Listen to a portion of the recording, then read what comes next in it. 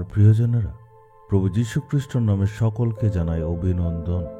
নতুন মাসের একটা প্রথম দিনে আমরা চলে এসেছি। এই বছরের প্রথম দিকে ঈশ্বর প্রতিজ্ঞা করেছিলেন, আর সেটা অনুসারে উনি এখন পর্যন্ত আমাদের আশীর্বাদ দিয়েই চলছেন। এই জন্য আমরা ঈশ্বরকে ধন্যবাদ দেই। আজকে নিশ্চয় মনে অনেক আশা নিয়ে এসছেন যে ঈশ্বর আজকে আমাদের জন্য কি বলতে চাইছেন।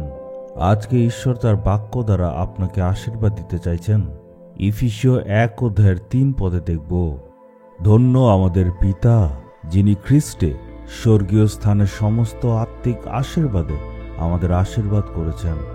আপনারা নিশ্চয়ই সেটা জানেন যে ঈশ্বরের কাছে অনেক রকম আশীর্বাদ আছে। এখানে আমরা কি প্রতিজ্ঞা দেখতে পাই? এখানে বলছে ঈশ্বর খ্রিস্টতে স্বর্গীয় স্থানের সমস্ত আশীর্বাদে আমাদের আশীর্বাদ করবেন। অনেক সময় আত্মিক আশীর্বাদের দিকে ধ্যান দেই না, শুধুমাত্র এই জগতের আশীর্বাদের দিকে আমরা ধ্যান দিয়ে থাকি। পড়াশোনাতে উঁচু স্থান দিন, কাজে কর্মে উঁচু স্থান দিন, আসার সময় যাওয়ার সময় আশীর্বাদ দিন। শরীরে সুস্থতা চাই, রোজগারে উন্নতি চাই, পরিবারে আশীর্বাদ চাই, সন্তানদের বিবাহ যাতে সুন্দরভাবে হয় সেটার জন্য আশীর্বাদ চাই। মানে জাগতিক সব জিনিসের জন্য আমরা আশীর্বাদ চাইতে থাকি। মনে রাখতে হবে, আত্মিক আশীর্বাদ এবং জাগতিক আশীর্বাদ দুটোই ঈশ্বরের কাছে ভরপুর পরিমাণে রয়েছে। আমাদের আত্মিকতায়, প্রার্থনায় উন্নতি করতে হবে, বাক্যেতে বৃদ্ধি পেতে হবে। মানে আত্মিক আশীর্বাদ খুবই জরুরি। আত্মিক আশীর্বাদ, জাগতিক আশীর্বাদ দুটোর উপরেই ধ্যান দিতে হবে, কারণ ঈশ্বরের কাছে আত্মিক আশীর্বাদও রয়েছে, আবার জাগতিক আশীর্বাদও রয়েছে। ঈশ্বর আমাদের উপর, আমাদের পরিবারের উপর আত্মিক আশীর্বাদ দিতে চান। এদিকে আমাদের ধ্যানটা দিতে হবে। আপনি যদি এখন বলেন যে আমি আত্মিক আশীর্বাদের দিকে ধ্যান দেব, আমি একটার কথা বলতে পারি, পরিত্রাণের আশীর্বাদ। পরিত্রাণ পাওয়া, উদ্ধার পাওয়া, এটাই হচ্ছে আত্মিক জীবনের প্রথম আশীর্বাদ। যোহন 1:12 পদে লেখা আছে, যখন আমরা যিশুকে বিশ্বাস করে গ্রহণ করি, ঈশ্বর আমাদের তার সন্তান হবার অধিকার তখন দেন। আমরা যখন পাপ থেকে অনুতাপ করি, সর্বপ্রথম আশীর্বাদ ঈশ্বর কি দেন? উনি আমাদেরকে তার সন্তান হবার একটা অধিকার দেন, আর এটাকেই আমরা বলি পরিত্রাণ। আর এটাই হচ্ছে প্রথম আত্মিক আশীর্বাদ।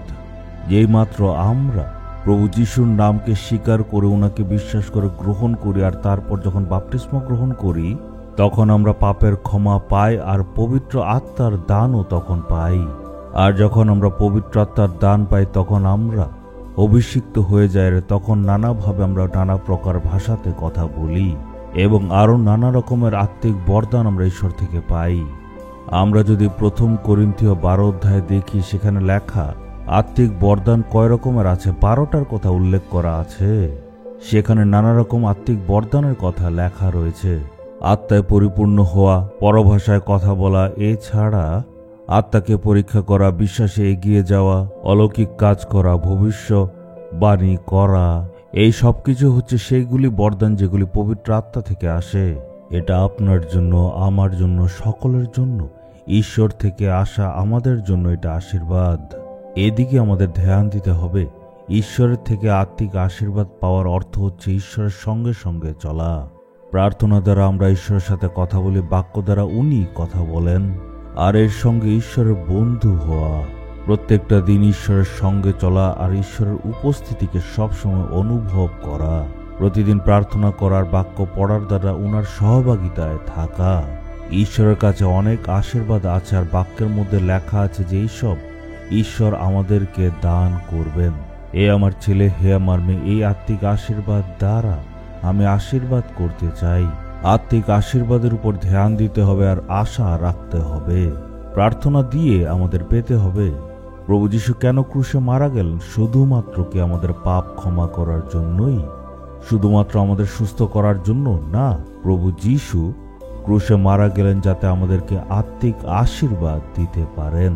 আমাদেরকে পবিত্র আত্মার সকল দান দেওয়ার জন্য ক্রুশে মারা গিয়েছিলেন।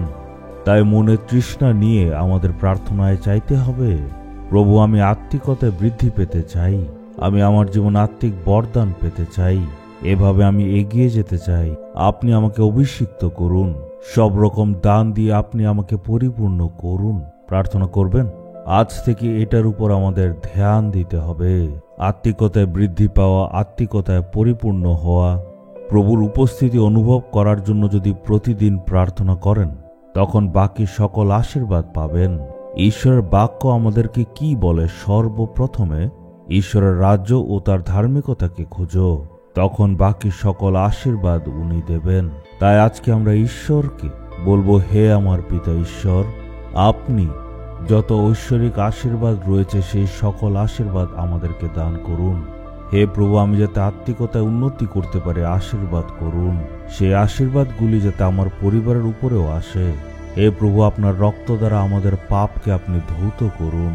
আপনি আমাদেরকে শুচিশুদ্ধ করুন। আমার পুরো পরিবার যাতে উদ্ধার পায়, পরিত্রাণ পায়, আশীর্বাদ পায়। হে প্রভু, আমি প্রার্থনা করি যাতে এখন থেকে আত্মিক আশীর্বাদের দিকে আমি ধ্যান দেই। আমার পরিবারও যাতে সেটার গুরুত্ব বুঝে।